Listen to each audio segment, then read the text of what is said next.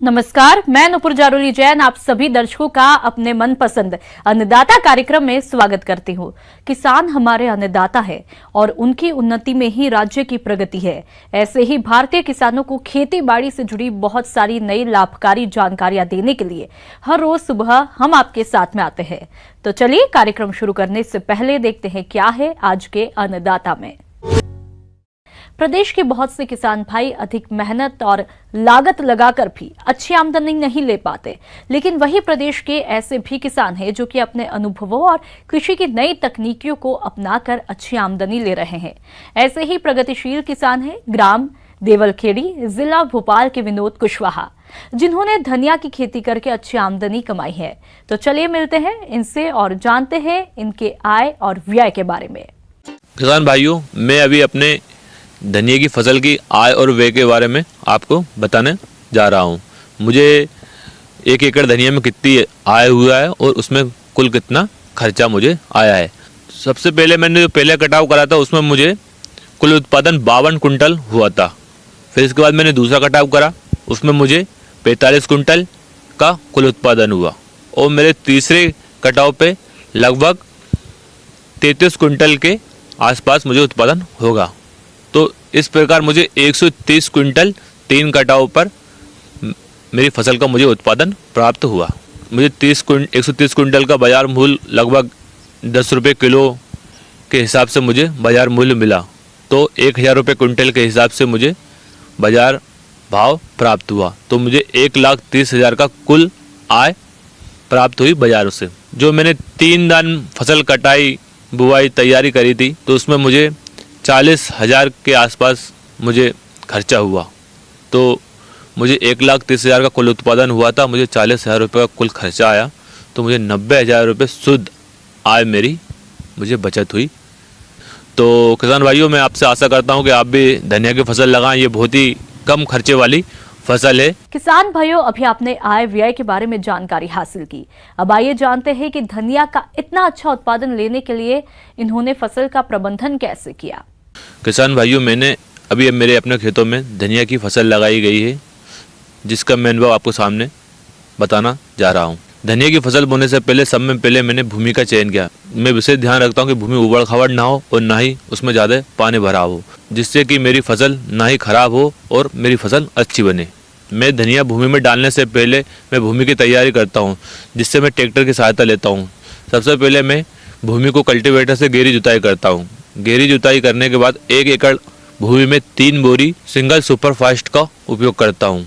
फिर मैं उसको रोडोवेटर से हगवाता हूँ, जिससे कि मट्टी बारीक हो जाए और खाद मेरा मिल जाए। फिर मैं क्या करता हूँ कि मेरे खेत में मुझे धनिया बोने से पहले क्यारी बनाना पड़ता है। क्यारी बनाने के लिए मैं कल्टीवेटर में पट्टी बांधता हूँ और 6 फीट चौड़ी और 40 से 50 फीट लंबी मैं क्यारी बनाता हूँ। क्यारी बनाकर मैं तैयारी कर देता हूँ, मजदूरों से उसको जुड़वा देता हूँ और मेरी इस तरह मेरी क्यारी तैयार हो जाती है धनिया बोने के लिए। फिर मैं उसका बीज उपचार करता हूँ। बीज उपचार करने के लिए मैं 10 किलो धनिया को खोलता हूँ, पैकेट को मतलब ढेर लगा लेता हूँ। फिर उसमें कार्बन डाइजाइम प्लस मैनकोजेब 150 ग्राम लेता हूँ और उससे मैं बीज उपचार करता हूँ। फिर बीज उपचार करने के बाद मैं जो मैंने 6 बाई 40 से 50 फीट लंबी क्यारी बनाई है, मैं उसमें अपने हाथों से धनिया को छींच देता हूँ। धनिया को छींचने के बाद क्या करता हूँ, अगर कम जगह में हो तो मैं मजदूर से मिलवाता हूँ। वैसे मेरा 1 एकड़ में भी धनिया है, तो मैंने अभी ट्रैक्टर में रोडोवेटर लगाकर 5.5 फीट का मेरा रोडोवेटर है, तो वो क्यारियों में आसानी से चल जाता है, तो जिससे धनिया मेरा आसानी से मिल जाता है। फिर धनिया आसानी से मिलने के बाद फिर आता मेरा सिंचाई प्रबंधन। सिंचाई प्रबंधन के लिए मैंने ट्यूबवेल का प्रयोग किया है, जिसमें मैंने पानी रेल कर करा है, मतलब पानी में एक क्यारी में करके छोड़ देता हूँ और धनिया में इस तरह मैं पानी करता हूँ, जिससे कि धनिया में पूरी क्यारी में पानी सेम कर चलता है। तो धनिया के बीजों में सभी जगह पानी लग जाता है और धनिया अच्छे से उग जाता है। इस तरह मैंने सिंचाई प्रबंधन का काम करता हूँ। मेरे धनिया की फसल लगभग 1.5 से 2 महीने में आ जाती है। तो मैं सिंचाई प्रबंधन का काम क्या करता हूँ, पहला पानी है जो मैं फेरने के बाद दूसरे पानी पर आता हूँ, जो 12 दिन से 15 दिन के बीच में फेरता हूँ। फिर इसी प्रकार में इसमें मैं 4 पानी फेरता हूँ 10 से 12 दिन के अंतराल में। जब मैं धनिया बोने के बाद पानी करता हूँ, जब मैं सेकंड पानी मतलब 12 से 13 दिन बाद करता हूँ, तो उसके बाद मैं निंदाई करवाता हूँ। निंदाई करवाने के बाद जो भी मतलब खरपतवार है छोटा मोटा मैं उसको निकलवा देता हूँ। निकलवाने के बाद मैं उर्वरक डलवाता हूँ। इसमें 1 एकड़ में 1 बोरी यूरिया नाइट्रोजन 25 किलो DUP का मिश्रण करता हूँ। फिर मैं इसमें इसका छिड़काव करवा देता हूँ। इस तरह मेरा उर्वरक डल जाता है। धनिया उगने के बाद इसमें कीटों का प्रकोप आ जाता है। तो कीटों के लक्षण में क्या दिखता है, इसमें माव लगती है, छोटी छोटी बारीक बारीक से मच्छर टाइप की होती है। माव के लिए इमिडाक्लोप्राइड का उपयोग करता हूँ, जो 10 ml प्रति पंप डालता हूँ। ये मैं 8-8 दिन के गैप से 3 बार स्प्रे करवाता हूँ। इसी बीच में मेरा धनिया आ जाता है। 1.5 से 2 महीने में मेरी धनिया की फसल तैयार होने के बाद ये मेरी फसल तैयार हो जाती है। फिर मैं इसका कटाव करवाता हूँ। मैं अगर मुझे आगे कटाव करवाना है तो मैं इसको कटवा लेता हूँ और नहीं तो उखड़वा भी लेता हूँ। मैंने अभी मेरी फसल को 2 बार कटवा दिया है और तीसरी बार उखड़वाया है। तो मैं मजदूर लगवा कर छोटी छोटी दांतरों की हंसिया के, छोटी दांतरी बोलता हूँ मैं, हंसिया बोलता हूँ, तो उससे मैं कटाई करवाता हूँ और गड्ढे बनवा देता हूँ रस्सियों से। इस प्रकार मैंने धनिया की 1-1 महीने में 2 बार कटाव करवा चुका हूँ। अब मेरा धनिया का तीसरा पड़ाव चल रहा है। तो उसके लिए मैंने आखिरी पड़ाव में खुदवा कर गड्ढी बनवा कर उसको मैं बाज़ार भेज रहा हूँ। फिर धनिया कट गया, फिर उसे मैंने सुतली से बंधवा कर गड्ढी बनवाई, छोटी छोटी गट्ठी बनवा कर होदी पर धुलवाता हूँ। धुलवाने के बाद मैं फिर उसे बोरों में भरवाता हूँ। बोरों में भरवाने के बाद गाड़ी से लोडिंग करके बाज़ार भेजता हूँ। गाड़ी से बाज़ार भेजता हूँ जहाँ पर मुझे अपनी फसल का अच्छा और उचित मूल्य मिल सके। मेरा अनुभव मैंने किसान भाइयों आपको बताया। आशा करता हूँ आपको पसंद आया होगा और आप भी आगे धनिया की फसल कर लगाएं। चलिए अब रुख करते हैं अगली कड़ी की तरफ। गन्ने की खेती प्रदेश के कई क्षेत्रों में की जाती है। जिन किसानों को गन्ने की नई फसल की कटाई करके पेड़ी लेनी है, वे कटाई के समय और बाद में किए जाने वाले कार्यों को सही तरीके से करें, तभी पेड़ी गन्ने से अधिक उपज मिलेगी। इस बारे में उचित सुझाव दे रहे हैं आंचलिक कृषि अनुसंधान केंद्र मुरैना के डॉक्टर संदीप सिंह तोमर। जिस आप बावक फसल से पेड़ी की फसल लेना जा रहे हैं उसमें कटाई का समय सबसे महत्वपूर्ण माना जाता है। तो हम देख रहे हैं कि जो फरवरी का महीना आ रहा है, 15 फरवरी से 15 मार्च तक एक उपयुक्त समय माना जाता है। इस समय बावक फसल की जो कटाई करके रैटून लेना चाहते हैं तो सबसे उपयुक्त समय माना जाता है। कटाई के तरीके की बात आती है तो किसान भाई हमें ध्यान रखना चाहिए कि जब हम कटाई करने जा रहे हैं और जिस फसल से आपको पेड़ी की फसल लेना है तो वो ज़मीन की सतह से सटा करके कटाई करें। कटाई के लिए आमतौर पर हम कहते हैं अच्छे धारदार हथियार जैसे बलकटी या हंसिया जो भी आप उपयोग करते हैं या कुल्हाड़ी, उससे सही से कटाई करना आवश्यक माना जाता है। कटाई करने के बाद आती है बात किसान भाई के पत्ती इसमें खेत में फैला देना चाहिए। वैसे तो हम कहते हैं कि पत्ती फैलाने से विभिन्न लाभ होते हैं। जैसे कि हम देखें किसान भाई के पत्ती यदि फैला देंगे तो पहली बात तो आती है कि इसमें खरपतवार खेत में कम होते हैं। दूसरा, उसमें जब पत्ती फैली हुई होगी तो उसमें पानी या सिंचाई जो है कम करनी पड़ती है, पानी की आवश्यकता कम होती है जो सिंचाई के द्वारा आप देते हैं। कि धीरे धीरे जब पत्ती सड़ जाती है इसमें लगभग 1 साल बाद, तो हमारे खेत में जीवांश की मात्रा बढ़ जाती है, फर्टिलिटी का जो स्तर है, उर्वरता का स्तर वो बढ़ जाता है। इसलिए हम पत्ती को फैलाना आवश्यक है। परंतु एक परिस्थिति आती है कि यदि आपकी बावक फसल में ज़्यादा कीड़े लगे हों और बीमारी रही हों, उस दशा में पत्ती को नहीं फैलाना चाहिए। उस दशा में हम कहते हैं कि पत्ती को जला देना ज़्यादा उपयुक्त होता है, जिससे कि कीड़ों के अंडे इल्ली जो भी होते हैं वो समाप्त हो जाती हैं। बीमारी से ग्रसित जो पत्ती होती हैं वो भी जलकर समाप्त हो जाती हैं। किसान भाइयों, गन्ने की पेड़ी फसल से आपको अच्छा उत्पादन मिले, इसके लिए आप गन्ने की कटाई के बाद कौन कौन से प्रबंध कार्यों को किस तरह से करें, इसकी जानकारी कुछ इस प्रकार है। कटाई के बाद किसान भाई ध्यान दें कि उसमें पानी अवश्य जल्दी से जल्दी लगा दें, क्योंकि जब पानी जल्दी लगा देंगे आप तो उसी हिसाब से उसमें फुटाव शुरू होगा। क्योंकि हम देखें कि यदि पानी नहीं लगाएंगे तो उसमें जो ग्लूकोज वाली बात है, मिठास हम देखते हैं आमतौर पर गन्ने के निचले भाग में ज़्यादा होता है, तो वो उसकी वजह से हमें फुटाव के लिए क्या चाहिए, उसमें ग्लूकोज चाहिए, मिठास जो सुक्रोज है वो नहीं चाहिए।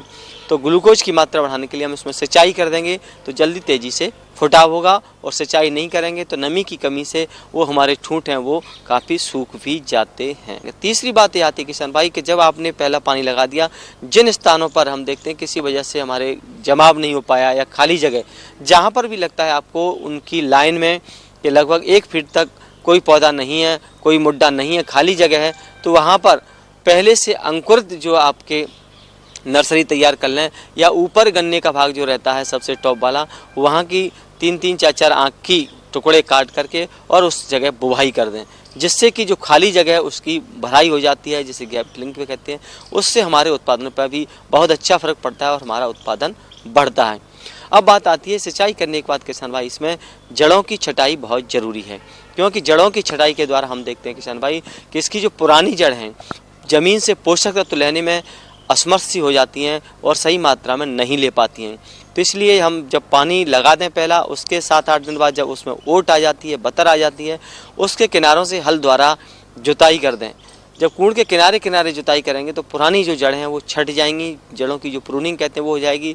या हल से नहीं कर सकते हैं तो फावड़े द्वारा आप उसकी अच्छी गुड़ाई करें, जिससे कि पुरानी जड़ें कट जाएं। उसके बाद हम देखते हैं किसान भाई कि जब जड़ कट जाती हैं, जो नाली बनती हैं, उनमें उचित मात्रा में उर्वरकों का उपयोग करना आवश्यक है। हम मान के चलते हैं कि नत्रजन की बावक फसल से इसमें लगभग 20% अधिक मात्रा का उपयोग करना चाहिए। किसान भाई ये ध्यान रखें कि बावक फसल के तरह ही इसमें भी फास्फोरस, पोटास, नत्रजन और सल्फर इन सब की आवश्यकता पड़ती है। तो इसीलिए फास्फोरस की मात्रा भी 60 किलोग्राम प्रति हेक्टेयर और पोटास की 50 किलोग्राम प्रति हेक्टेयर मात्रा को भी किसान भाई नत्रजन के साथ साथ इसको उपयोग करना आवश्यक है। आधी नत्रजन फास्फोरस, पोटास के साथ मिलाकर इन कूड़ों में डाल दें। शेष बची हुई आधी नत्रजन है उसे बराबर 2 भागों में बांट करके जब आप तीसरी और चौथी बार सिंचाई करते हैं, जब फसल आपकी पेड़ी की जो 50-60 दिन की हो जाती है, उस समय डाल देना चाहिए।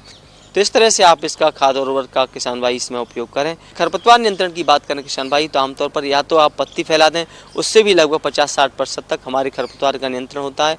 या हम देखते हैं कि निराई गुड़ाई करें, तो उसमें हम कहते हैं किसान भाई कि जब निराई गुड़ाई करने की आवश्यकता है तो उसके द्वारा भी खरपतवार का नियंत्रण पूर्णतः हो सकता है। तो जो भी खरपतवार होंगे आपकी पेड़ी से वो समाप्त हो जाएंगे। तो इस तरह से हम किसान भाई आपसे आशा करते हैं कि विभिन्न बिंदुओं को अपनाते हुए पेड़ी की फसल से आप ज़्यादा से ज़्यादा उत्पादन प्राप्त कर सकते हैं। बढ़ते हैं अगली प्रस्तुति की तरफ।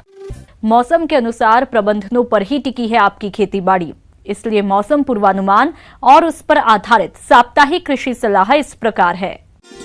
भारत मौसम विज्ञान विभाग ग्रामीण कृषि मौसम सेवा केंद्र सीहोर, ग्वालियर, जबलपुर, रायपुर, बिलासपुर से प्राप्त रिपोर्ट के आधार पर किसानों को सलाह दी जाती है कि इस समय गेहूं की फसल द्वितीय सिंचाई अवस्था पर है, अतः यूरिया की अंतिम टाप ड्रेसिंग 20 से 25 किलो नमीयुक्त खेतों में प्रति एकड़ के हिसाब से करें। लहसुन एवं प्याज की फसल में थ्रिप्स के प्रकोप होने का अनुमान है। इसमें पौधे बीच में पीले पड़कर सूखने और सड़ने लगते हैं। बचाव के लिए क्लोरोपाइरीफॉस दवा 1.25 से 1.5 लीटर प्रति हेक्टेयर के मान से छिड़काव करें। आलू के कंदों की बढ़वार के लिए खेतों में बंड बनाएं और पौधों पर मिट्टी अवश्य चढ़ाएं। बादल छाए रहने के कारण चने की फसल में इल्ली का प्रकोप बढ़ सकता है, अतः किसान भाइयों को सलाह दी जाती है कि इसकी निगरानी करते रहें और चने में इल्ली के प्रारंभिक नियंत्रण हेतु एकीकृत कीट प्रबंधन जैसे फेरोमोन प्रपंच, प्रकाश प्रपंच या खेतों में पक्षियों के बैठने हेतु खूंटी करना लाभकारी होता है। ग्रीष्मकालीन धान जो नर्सरी अवस्था में है उसका रोपा लगाने के लिए मुख्य खेत तैयार करें और तना छेदक के प्रकोप से बचने के लिए फेरोमोन प्रपंच, प्रकाश प्रपंच का उपयोग करें। वर्तमान मौसम को ध्यान में रखते हुए मटर, चना, मसूर, अलसी, कुसुम, सूरजमुखी फसलों में जल प्रबंधन की व्यवस्था करने की सलाह दी जाती है। मक्का की फसल में आवश्यकता अनुसार सिंचाई का प्रबंधन करें। बादल छाए रहने के कारण साग सब्जियों में एफिड, भटा में फल एवं तना छेदक लगने की संभावना है, अतः किसान भाइयों को सलाह है कि प्रारंभिक कीट नियंत्रण हेतु एकीकृत कीट प्रबंधन का प्रयोग जैसे फेरोमोन प्रपंच, प्रकाश प्रपंच या खेतों में पक्षियों के बैठने हेतु खूंटी करना लाभकारी होता है।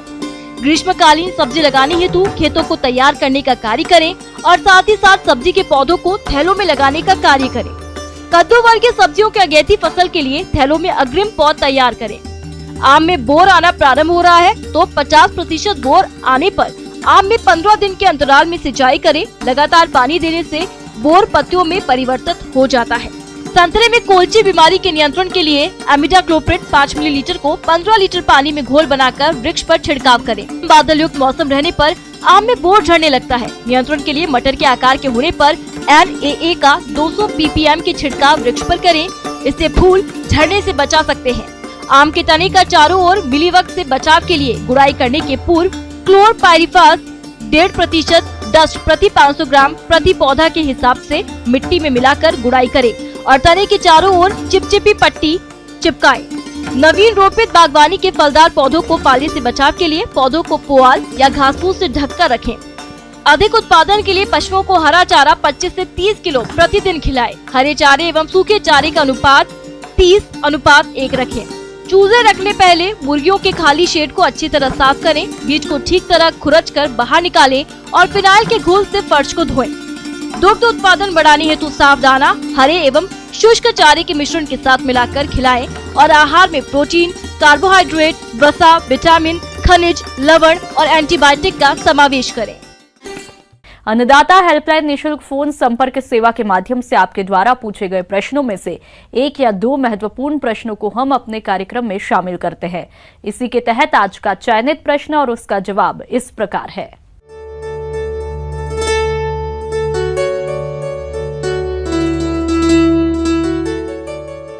अन्नदाता निशुल्क फोन संपर्क सेवा के माध्यम से पूछे गए प्रश्नों में से आज हमने जिस प्रश्न को कार्यक्रम में शामिल किया है उसे पूछा है ग्राम गढ़ी, जिला रायपुर के कृषक मोहन सिंह ने। यह तसर रेशम कीट पालन के लिए प्रक्षेत्र की तैयारी के बारे में जानकारी चाहते हैं। तो मोहन सिंह जी, आपकी जानकारी के लिए प्रस्तुत है कार्यक्रम का यह अंश। किसान भाइयों नमस्कार। जैसा कि आप जानते हैं कि अर्जुन, आसन और साल की पत्तियों को खा करके तसर का कीट रेशम बनाने का काम करता है। तसर रेशम कीट पालन कम समय में अधिक लाभ देने वाला व्यवसाय है, जिसमें लागत भी कम लगती है, लेकिन इससे अच्छी आय प्राप्त हो इसके लिए रेशम कीट पालन से पहले कुछ विशेष बातों पर ध्यान देना चाहिए, जो कि इस प्रकार से है। इस समय पे जो तसर कीट जो पौधे पे जिस पौधे पे खाता है, जिसमें विशेषकर अर्जुन, आसन, साल है, उनके प्रक्षेत्र की तैयारी का कार्य चल रहा है। किसान भाइयों, जब हम प्रक्षेत्र की तैयारी करते हैं उसमें सबसे पहली बात होती है कि जो प्रक्षेत्र में हमारे घास होती हैं, दूसरी वनस्पतियां होती हैं, उनको हम नष्ट करते हैं। खेत में जुताई गुड़ाई का कार्य करते हैं। आप अगर प्रक्षेत्र की तैयारी करते हैं, प्रक्षेत्र की तैयारी में आपको क्या करना है कि आप जहाँ पे कीट पालन करते हैं वहाँ पे लगभग 1 फीट ऊंची मेड़ आप बना दें, क्योंकि अगर चारों तरफ 1 फीट आप ऊंची मेड़ बना देते हैं तो उससे हमको बरसात के दिनों में जो बरसात होगी उसके पानी का संरक्षण होगा, दूसरा मृदा का क्षरण नहीं होगा और वो पानी हमारे खेतों में इकट्ठा होगा। साथ ही जो रेयरिंग किया हुआ जो हमारा प्रक्षेत्र होता है उसमें हम अगर साफ सफाई का ध्यान रखते हैं तो हमको अगले क्रॉप में जो अगली फसल होगी उसमें अधिक से अधिक हमको लाभ होगा और कोकून का उत्पादन होगा। किसान भाइयों, जैसा कि हम जानते हैं कि पौधे अगर अच्छे रहेंगे तो पौधे की पत्तियां अगर अच्छी रहेंगी तो हमको गुणवत्तापूर्वक पत्तियों को खा करके हमारा तसर कीट ज़्यादा अच्छे कोसे बनाएगा। तसर रेशम कीट का पालन व्यवसाय से जो किसान जुड़े हैं वो इस समय कीट के पालन के लिए अर्जुन के वृक्षों की कटाई छटाई में जुटे होंगे, लेकिन अक्सर किसान कटाई छटाई के दौरान कुछ खामियां कर जाते हैं, जिससे वृक्ष की शाखाएं सूखने लगती हैं।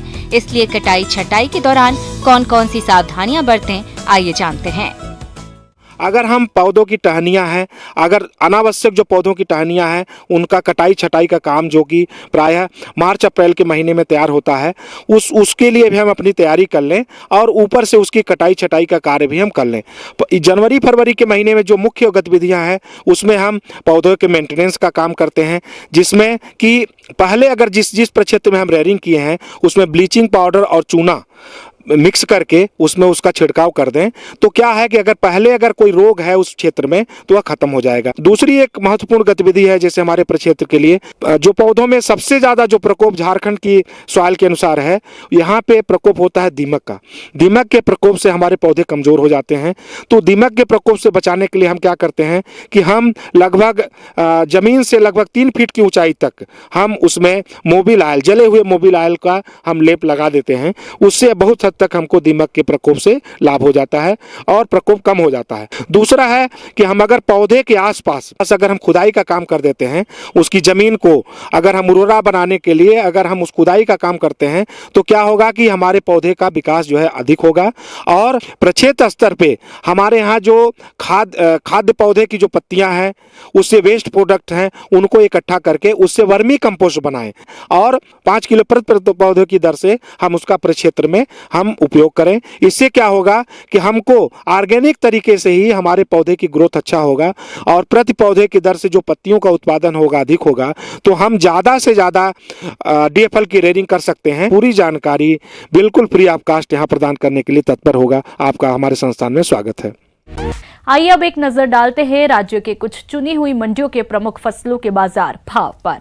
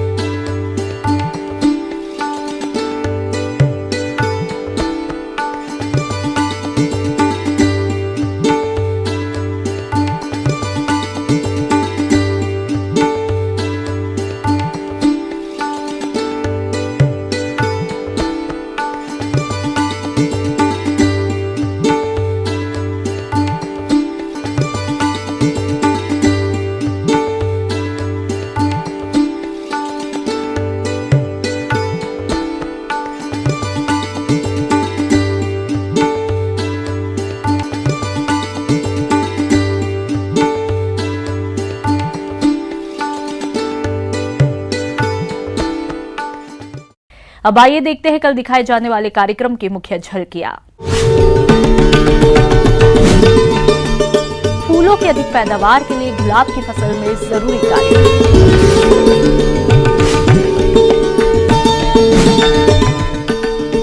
सरसों की फसल में रोगों की रोकथाम।